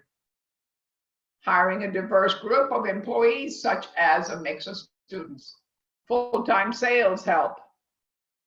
Senior citizens. If possible, set up a regular routine where some employees work on a set schedule every week. Learn how to manage labor cost. It means the difference between success and failure. More than 50% of restaurants fail in the first year of business. 50%. And they've worked hard. You don't start an endeavor without putting your guts and sweat into it. It's really not easy. More than 50% failed for the first year. 90 of those who make it through the first year, number one, doesn't make it through their second year. Pretty sad. The odds that it is important to be proactive about keeping labor expenses low. Sometimes though, guys, failing in a restaurant is not the food. Really isn't. It is how much it took to open that restaurant. The ambiance. Oh no, I've got to have what I want in that dining room. The chandeliers, or the rent where you are, the place where you're at. Sometimes that's an important to a factor of a person that wants to own that restaurant. Do you need to be on 6th Street? Can it be one street over? The prices on 6th Street versus a one street over is a big difference. We're talking about thousands of dollars that you have to cook to cover that thousands of dollars to make it work. Am I going to get a food truck to make what I think is possibly done? But no, you want to make sure it's a bigger one, fancier one. Those are the questions that you have to ask yourself. Can I start out smaller and then grow bigger? But not get to the point that is so big that you can't control the small. Do you get what I'm saying? So think which way you want to go. Over expenditures. Ultimately, your employee schedule should meet your business needs and without being over rigid. Retail owners and managers must walk a fine line to ensure the workflow remains steady while the turnover remains low. It takes time to train new employees. So keeping your current staff happy is a part of the process. The best advice is to plan ahead and ask your employees to do the same, and that you don't find yourself suddenly short-staffed.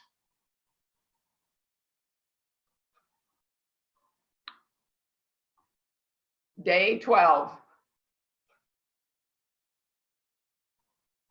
Homework, purchasing, receiving, storing, procession of purchasing, receiving. How important is that? Practical application. Create a schedule worksheet using a new spreadsheet. Have at least 6 employees on your shift for the Garden Bistro restaurant. Sorry.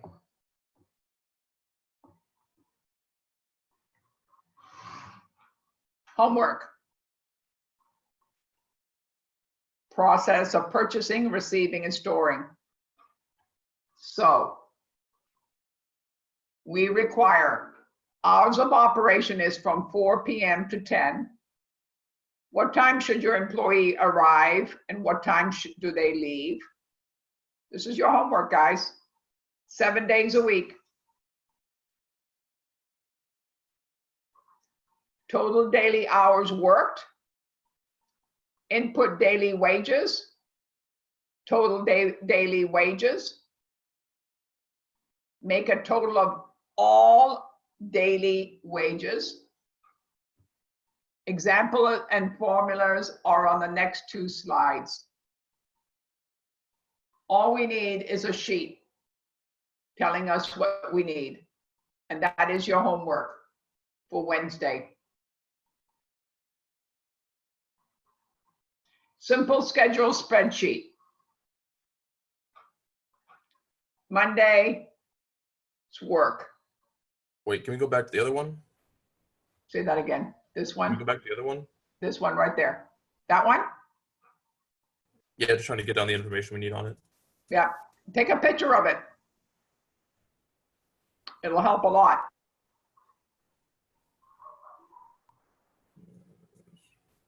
I can't live without my phone because I just need to have something, a copy, and then I have it. Need to have 6 employees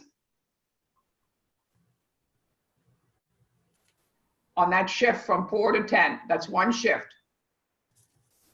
for 7 days.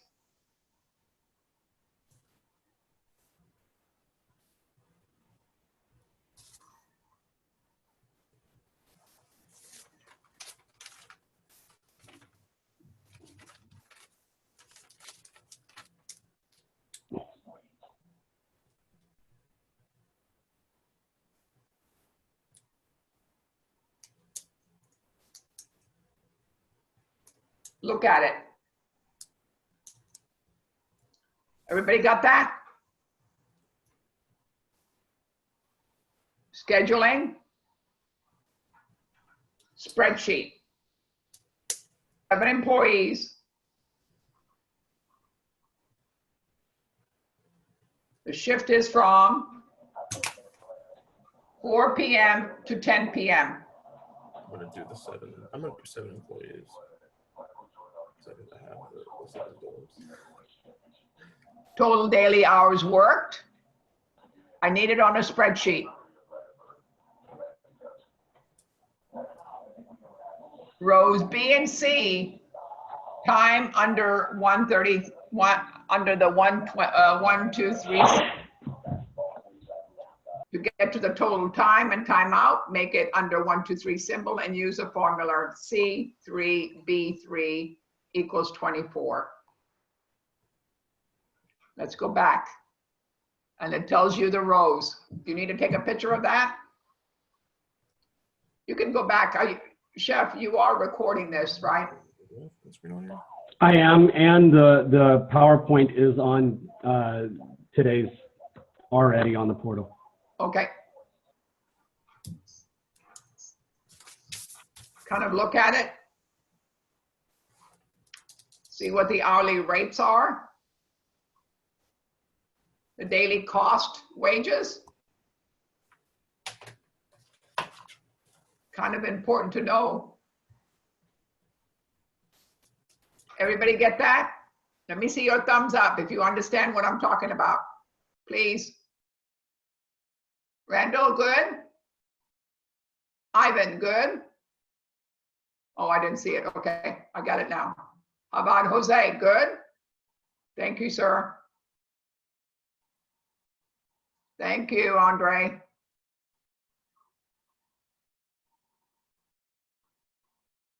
Nigel.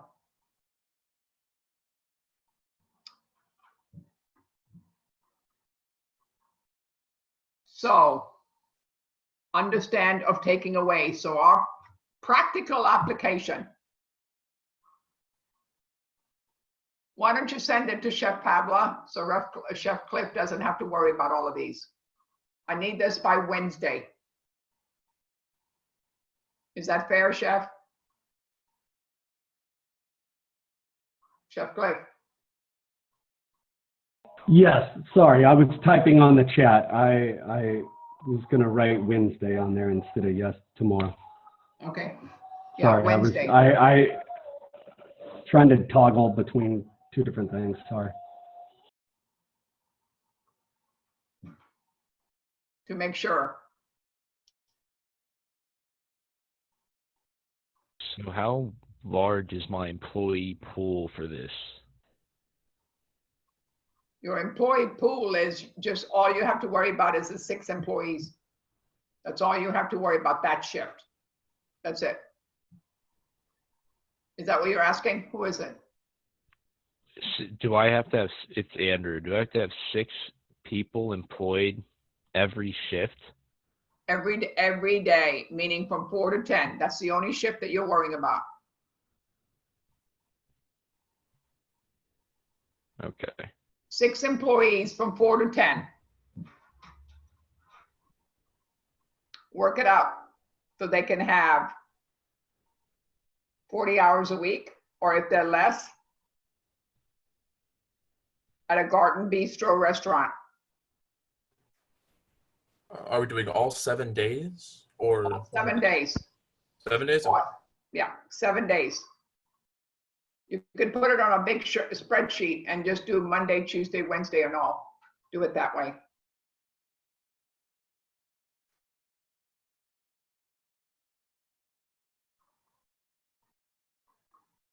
And when they arrive, when they leave,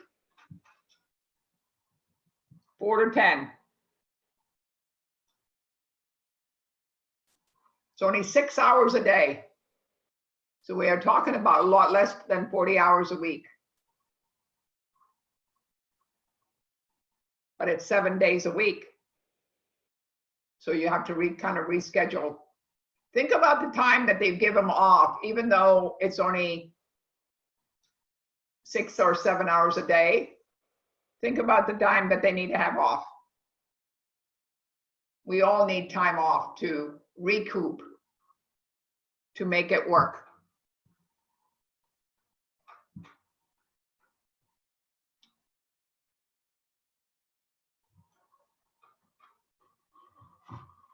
I'm trying to get this sample spreadsheet formulas. Anybody else need to have anything, a copy of anything? Make sure Chef's already put that. Any other input, Chef? No, I think it was a great day. You know, to try to work it out. Everybody understand Matthew, Ivan, Loretta, Jonas, Randall, Andrew, Kimberly, Marcus, Robert, Delia, Jose, Andre.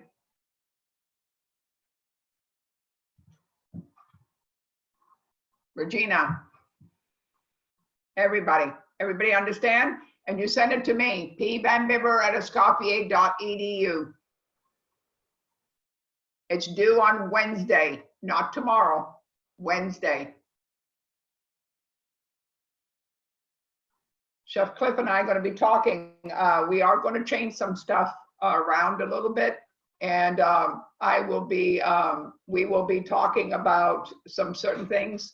Be talking to him later on today to partake in the next 3 weeks, really the next 4 weeks, that we bring all of this together. Are you thinking about your restaurant projects of how you want to interpret where you want to be? Location. Everybody having an eye on something like that? Naming it? Making it work? Menu. We've been talking about the menu, where we put the items on a menu. What's important about that? What do you think the menu is? Anybody know? What is the menu? Stability of a restaurant. Say it, Andre. What's the menu? Catalog. It's like a catalog of what you serving.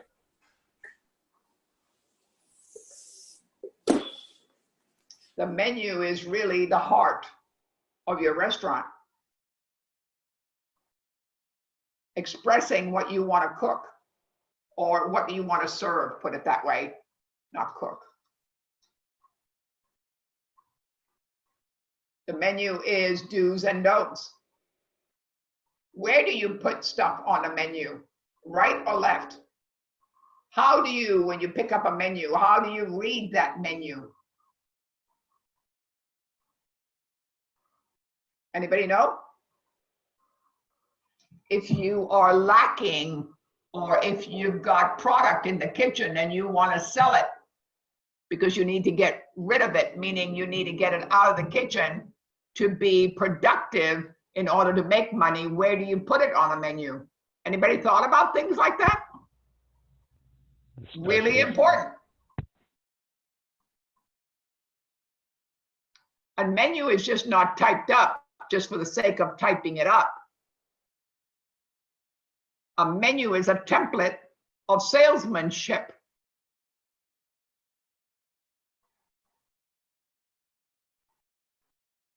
We'll learn a lot about that.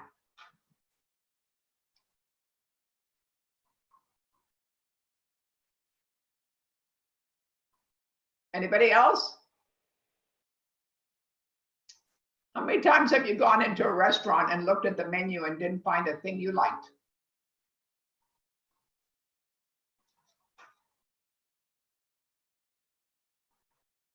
Or you went in there and loved everything they had?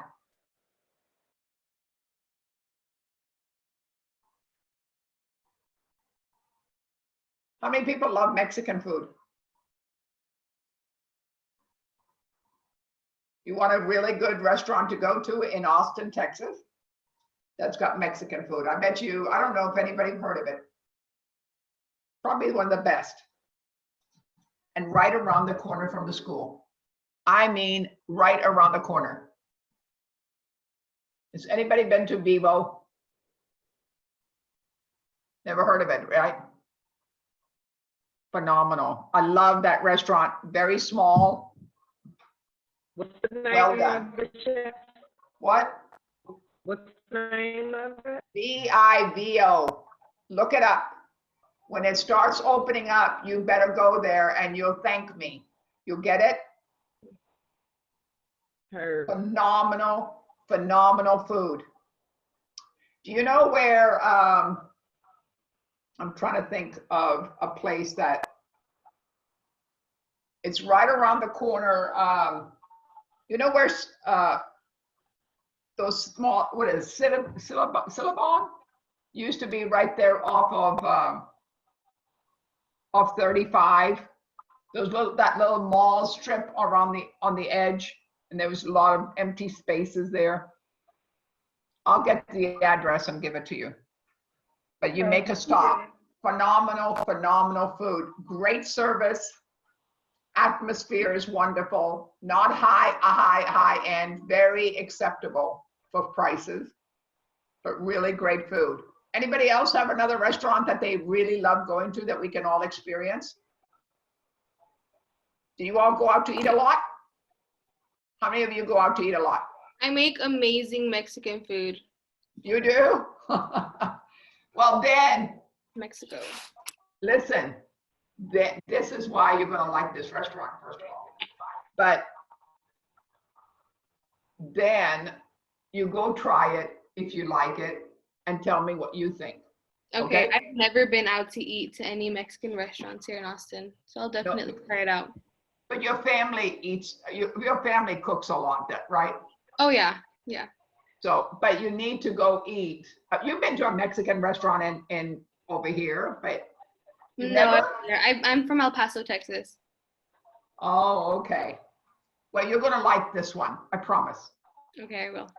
I'll definitely And try. It's right around the corner. On the average meal is $10 or $11. I don't call that expensive at all. Do you call that expensive, anybody? Not really. You go to McDonald's today, it's $10, guys. Think about it. And what do they offer you? So, anybody else have another restaurant that they love? No, but if you're going to tell us, you got to tell us what you get to eat there so we know. At the Mexican restaurant? Yeah, what do you order? Well, I don't eat meat, so you can't characterize me, but the people around me. So for me, I have to have soup. I have to have a good soup someplace where I go. Your credibility just went down. Wait a minute, who said what? Who was talking? Oh, Loretta, what did you say? This is Loretta. And You're okay, going in and out, Loretta. I can't hear you. Me. And I said your credibility just went down. Okay, sorry. Put it on. Okay. On what they call it, chat, and I'll read it. I can't hear you. You don't eat meat. Your credibility went down.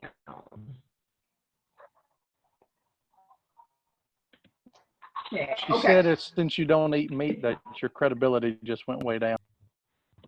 Well, no, because the people are, listen, I used to eat just because I can tell by the oohs and the ahs of the people that go with me how great it is.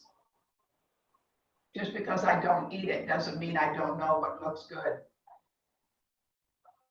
It wasn't a choice that I don't eat meat, okay?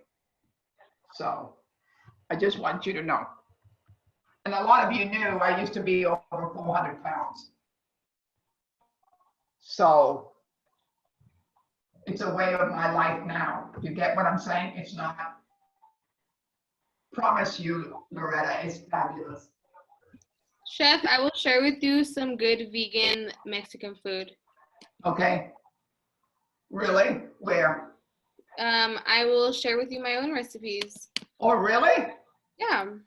Oh, good. I love Mexican food, but they make the best tortilla soup that I've ever had for me.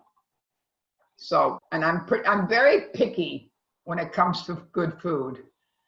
Maybe because I've been around a little bit and I've seen the pluses and the minuses. And it's an array of taste. If it's quality food, you can taste it. I promise you.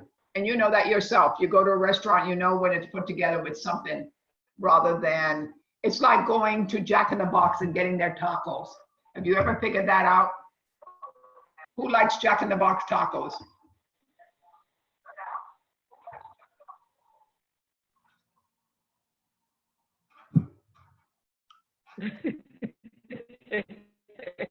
That scares me. That really scares me. To me, it's like a chip and dip. You could take that taco and dip it into something and picante sauce and eat it. I mean, it's pretty nasty, I think. But you all love it? Do you all love it? Oh my God. So it's not hard to please you all, right? I'm trying to see this chat. Wait a minute.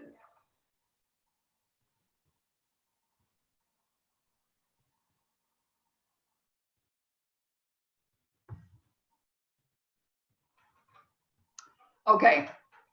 What other person? No other restaurants in Austin that you've all been to? Chef Cliff, have you been to anybody that you'd really love to go back to all the time? I love Vespaio. I love Uchi. Expio? Yeah, Vespaio. Wink. Do you go out a lot? No, not really. No. No, we kind of go out once a month, probably. Okay. But we cook most of the time. Yeah. Anybody else? Anybody else have a special place? See, Magnolia's for breakfast for Austin was a great place to go because you really felt the vibe. So this I'm very particular also, but you need to go see Vivo. And if I can find the menu, I will find the menu for you to look it up if you're really looking for good food. And when we get back into the business, we need to really support them because they're really one of a kind. Anybody else feeling good about scheduling? Remember, you do have a homework to do. You send it to me, please. I'm really kind of sad to see there's only 16 or 19 people here today because we do have a class of 28. And we really need to motivate these young people, I mean, not young people, but motivate the people to come to class to make sure that I see you. It's really an important factor of this 6 weeks, please. Understanding a restaurant and how it works. It's really, really important. And Chef Cliff and myself, we want to try to make sure you make your thoughts, broaden your horizon to understand the seriousness of opening a restaurant, the seriousness of running a kitchen, the seriousness of being fair, and the seriousness of making money. Because you've got to have the ground rules of making anything work. Because if you don't, it's really difficult to make anything do. Anybody else? Robert, where is Trent? You don't know? He said he had to go to work. Oh, okay. Yeah, at 7:15, he had been texting me and on the chat. Okay. All right.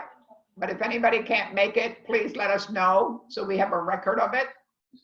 You know, there will be some makeup stuff, please, guys, because Chef Cliff is doing the attendance. Gracious enough to do it. I appreciate that. And so we can do that and let's all work together. We are going to change a little bit of the schedule for the days that we're going to be teaching some stuff. So we're going to let you know about that and to make you learn. If you have any questions, please let us know. We are here to help you to make you what you want to do and make it happen. Anything else, Chef? We're good, guys. I'm good. Thanks for a good day. Bye, guys. Y'all have a great day. Bye. I want that Mexican food when you're ready. Okay, I'll email you a recipe, Chef. Well, you know what? Even better, when we go back to school, you can make something for me to eat. Totally. That would be awesome. I would love that. Okay. All right. I like that smile. I like that smile, girl. Make it happen. Appreciate it. Bye, Kimberly. I'm glad you're up, smiling. It's good to see you smile. Thank you.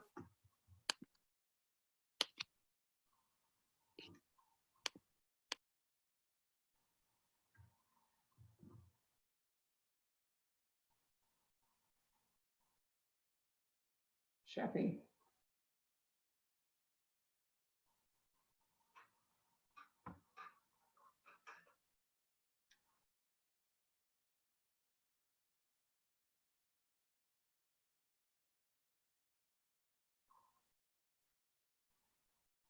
Hold on 1 sec. Let me close out everybody.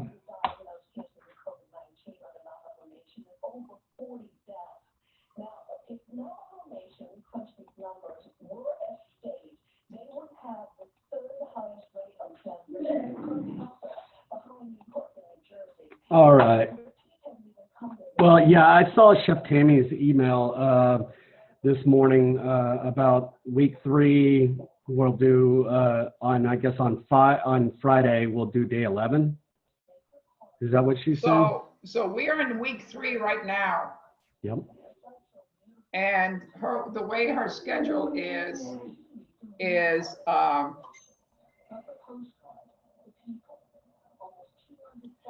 so we should have done day 20 today. And 21 tomorrow, 22 on Wednesday, 23 on Thursday, and 11. That was what we did today on Friday. So we'll That's do. okay. So we'll do. I mean. It's okay, because on Tuesday, what we'll do is do 20 on Tuesday. Wednesday, we do 20. We'll do 22. Thursday, we'll do, wait a minute. So tomorrow, we are going to do day 20, 21, 22, and we will just eliminate 11 because 11 we did today. All right. So she needs to. I don't have any of those PowerPoints that like 20, 21, 22, 23. I'll send them all to you. I have them all. Okay, great. Yeah, if you send it to me, I'll delete all the ones I have on the portal and put Okay. those. I will send them all to you today. Cool. Thanks. And Thank then you, that thank you. way, what we'll do is, since we did 11, which was supposed to be on Friday. Yep. Are you okay? Yeah, I was stretching. What we'll do is just go Tuesday, Wednesday, Thursday, Friday, and then keep going on from then on. Yeah, that sounds good. So just whenever you send it, I'll post it on and get it taken care of. Okay. Thank you. Bye, Chef. Have a great day. Thank you. How do I